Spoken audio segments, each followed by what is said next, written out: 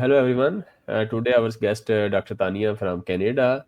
Dr. Tania is the data and distinguished lecturer in power electronics region in Canada, and also IEEE IAS Power Electronics Device Component Committee Standard Chair, and IEEE Chair in Montreal, Canada section.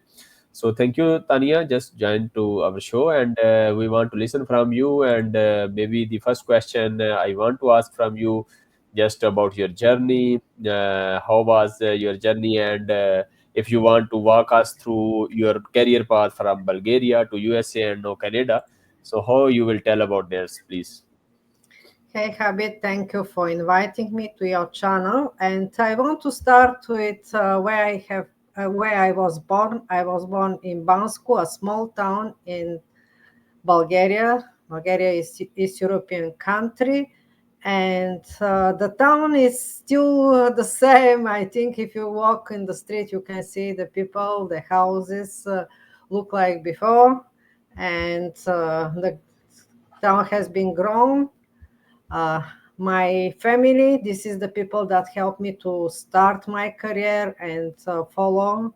I started really my career in electrical engineering with the high school, professional high school that I attended for 4 years in Bulgaria. And this is some of the picture. We study electronics and most of the communication electronics that now is not usable, but this gave me a lot of experience. And next, my journey was in Rusi University, where I'll continue with electrical engineering university. And I was part of the team of electronics. So in Bulgaria, we have competition, Olympic competition of the 5 big university, and I was part of the team. And Tanya Stoyanova was my professor. She guided me, and she guided me during the university also. My master degree was for device for diagnostic of mastitis on the cow, and I was thinking to continue with the PhD in this area, but our democracy came 10 November and everything was like broken out, and I stopped my dreaming being the PhD student in this area because my professor left for Japan. And then I started in shipyard for 1 year. Then I was teacher in shipyard school for 1 year, and then I become professor, assistant professor in electrical engineering department in Rusi University. This is some of my students. The next picture is my colleagues. Uh, it was a very good journey for me, 7 years. During this time, I also started my PhD with Professor Armianov. I did accelerating drying time of tobacco leaves. This was special equipment that I did it with him, and we investigated the drying of the tobacco after the pulse electric field treatment. We needed to find the parameter for treatment, and this is the another two equipment that we made it, and we made it with our hands because we didn't have the funding that you can see here in America and Canada. But this was a very good experience for me, and this is my colleagues that we work together on this subject. And why I decided to immigrate to Canada, I still cannot answer this question, but I wanted maybe to have more funding, more different life, and this is why I made it. But I want only to tell to young people that if you start something, finish it, because you don't know when it will help you. Because in my case, if it was not pulse electric field, maybe I'll not get the career that I have now. And when I came to Canada, I didn't know English, maybe good morning and like this small sentences. And for 1 year and a half, I studied English in Toronto. So I met a professor. He knew Russian from Toronto University, and we spoke Russian during this period when we met, and he he told me that if I study English and work hard, I'll have a good life someday, or I'll presume like my career will be nice. And also, I have a friend who told me that here in the US and Canada, if you pursue your dream and you really love wants to work, you'll get it. And this is what I did it after so many years. It's 22 years since I'm in this continent. So my first journey was University of McGill University with Professor Nagadi, where I work. I use my knowledge from Russe University of pulse electric field, but this time I did different equipment for killing the bacteria, for extraction of juice, phytochemical extraction, and this. And it's very interesting that the professor believed to me the first 1 2 weeks, but after we met with one guy from Hydro Quebec, he told that this equipment cannot, that I wanted to design for him, it will not work, and he was gave up. Then I returned to Toronto and spoke to my husband, and he literally went together in the second-hand shop, and we bought this capacitor and everything. So I made the equipment and it started working, and since then he literally believed. And my first patent with him and Dr. Ragavan, he financed it, he gave more money, and we created a generator for the lab that has 30 kilovolt pulse. That create a 30 kilovolt pulse, and with different time for treatment, and 50 kilovolt pulse with a little bit more energy. So it was a little bit like it's not electronics here still, but at least it was pulsing, which was nice for our experiments. And for 1 year and a half, I had these articles, which was more related not to electronics, more article connected to the food processing. And so after this experience, I joined at University in Nebraska in similar department, biochemistry department, where I continued to work, but Dr. Sabaya had more funding, so I could play more, and I created different treatment chambers for pulse electric field treatment, for juice extraction, for killing of bacteria, cutting of potato, different, like this is for example, this treatment chamber is for biofuel. Here I have the setup for continuous treatment chamber. The switch here is a little bit more complicated, but it's still spark gap switch. And I always dreamed to have something more stable switch. And here it's different treatment chambers that I created. I also created during this 1 year and a half, I created a UVC treatment chamber for liquid treatment of juice for killing of the bacteria. Also, this was a ultrasound treatment chamber. So we bought the ultrasound, but I needed to design the treatment chamber. So from electrical engineering, I become more mechanical engineering, designing. But this was my experience that helped me to survive. And then I had only 3 articles during this period, but we literally worked and did a lot for the lab. And the project expired, and I have no choice. I needed to select to go to Bulgaria to return in Canada. My job already was gone in Canada. I didn't have a job, or to stay in US. And be a PhD student, and I choose to be a PhD student, and I think this is one of the best decisions that I have done. PhD student in power electronics, and this is how my career became in power electronics. Why I wanted power electronics? Because I wanted to study especially switches. I wanted to have a better switch for my experiment after that, and this is why I choose Dr. Hudgens as, because he is one of the famous device guys in USA. So during my dissertation, this is my work that I have done. Uh, then I moved to Canada. My family was in Canada, so I needed to move back to Canada. And I started with Sulandro Semiconductors. I was a senior verification engineer. I verified the new chip design. Also, I was writing the technical notes for the company. For different chips platform.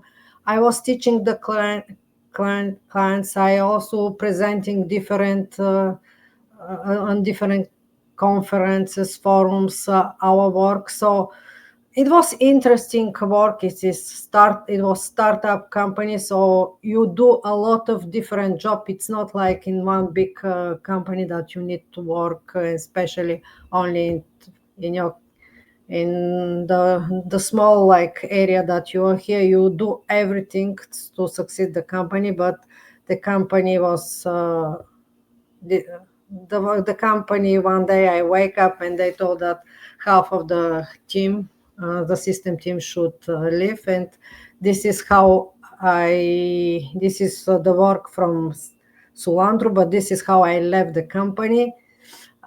So I started 2 months later. I started in MDA space.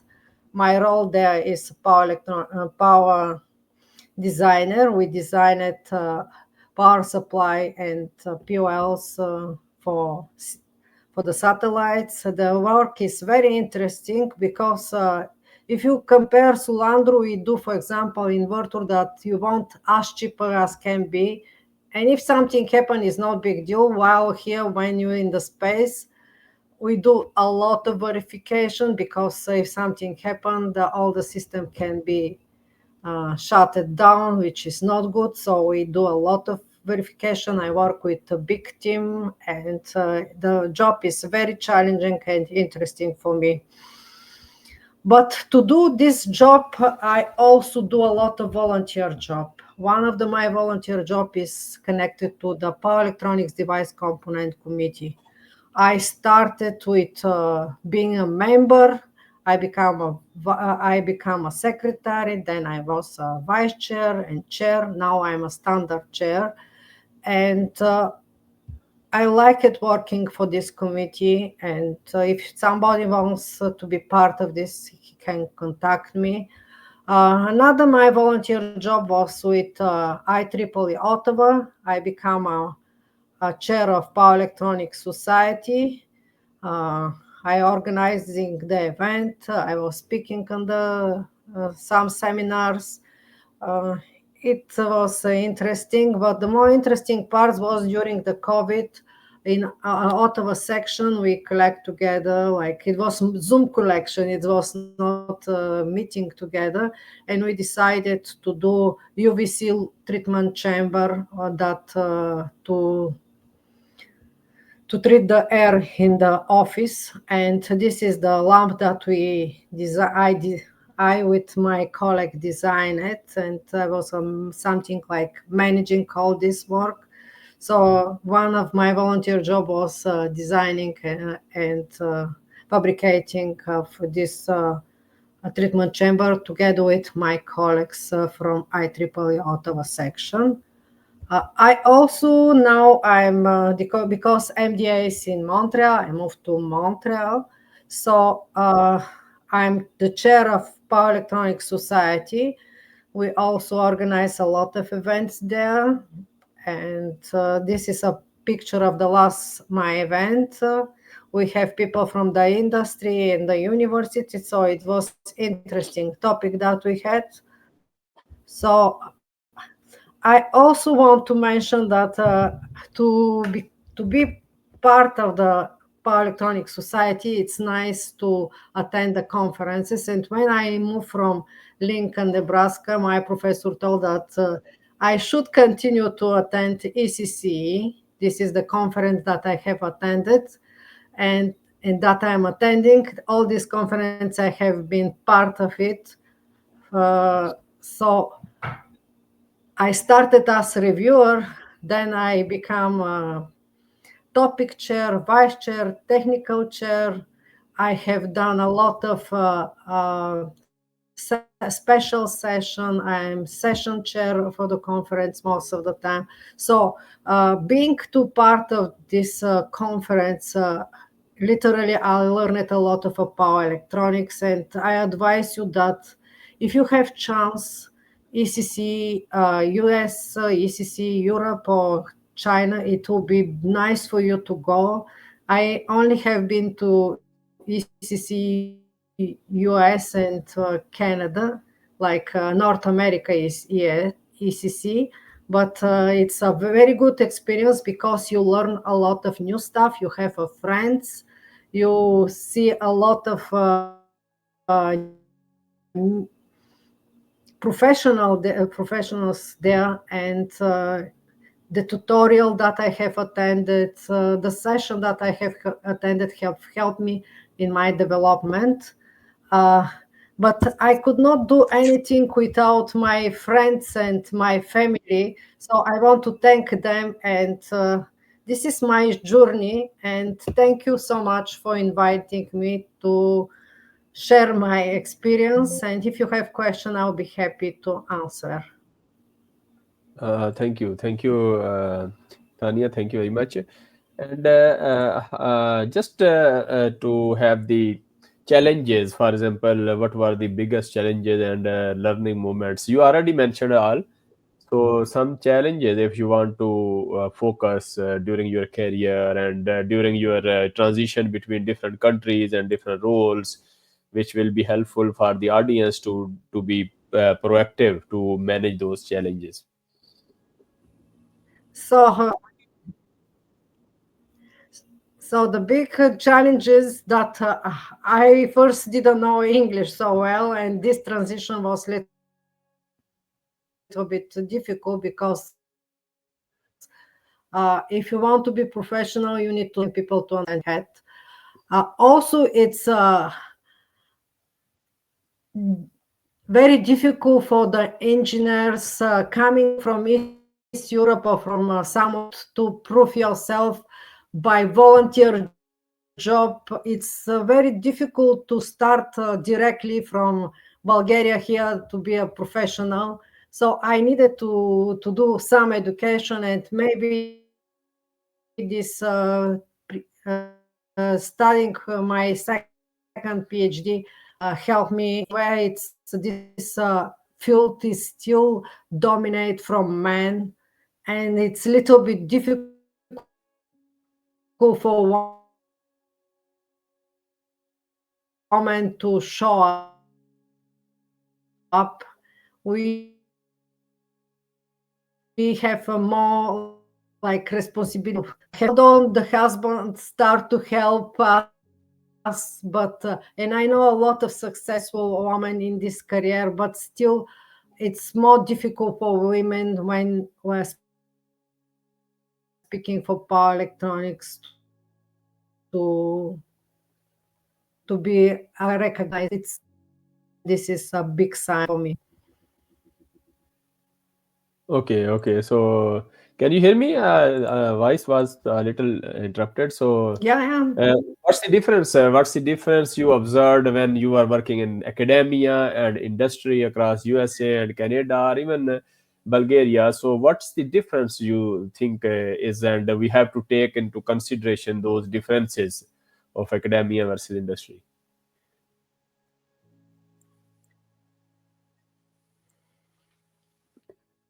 So the academia in Bulgaria was very strong. I don't know how it is because with democracy, the things have been changed according to my colleagues. Here in America, because I taught in McGill University. University for one semester. It was physics, but it was electrical engineering physics. So I taught in Nebraska University 4 courses. So I can see the when you are a student in the university, the things has, especially in UNS, are very strong. I have not taught. I have given little bit lecture here in some university, not in Canada, but I don't have the experience in Canada. So it's nice to, if I want to advise young student, it is nice you to learn as much as can different techniques. It doesn't matter that they will not help you, like you think that they will not help you. Oh, why we're studying too much math? No, you study much math because this help you to develop your brain and to think as an engineer. So don't worry about that you're studying too much math or physics. This someday maybe will help you. Very nice. That's very Now nice. with And the internet is very nice and very easy, but try to learn the things like optical.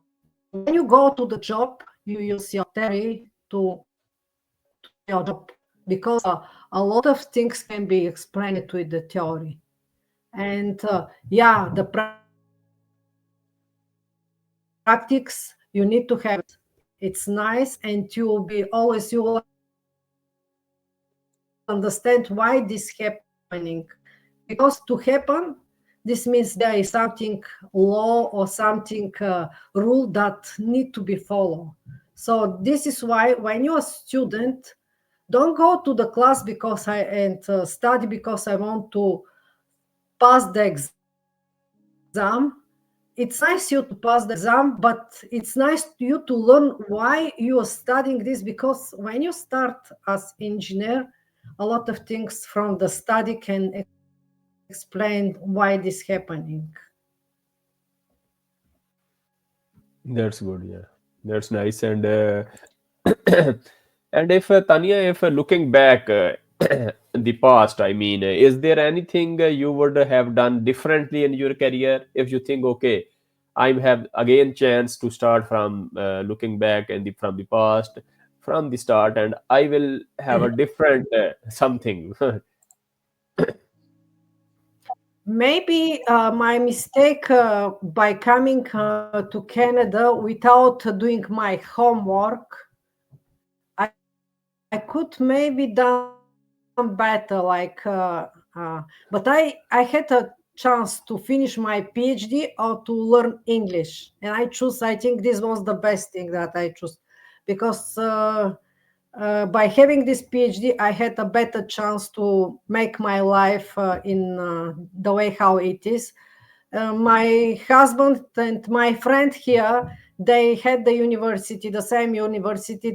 Everyone changed his career when they came here. Somebody become a paralegal, somebody become accounting and like this kind of stuff. Well, I continue to do my career in the science, which was because of my PhD. So maybe if I had done my homework and find a professor from Bulgaria, like from Bulgaria to find professor here in Canada, could have been little bit more easy.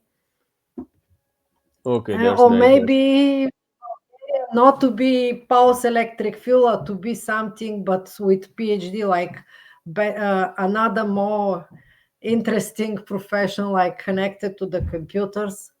But I like it what have been done. It was very difficult for me, a lot of obstacles that I needed to go, but this is the life.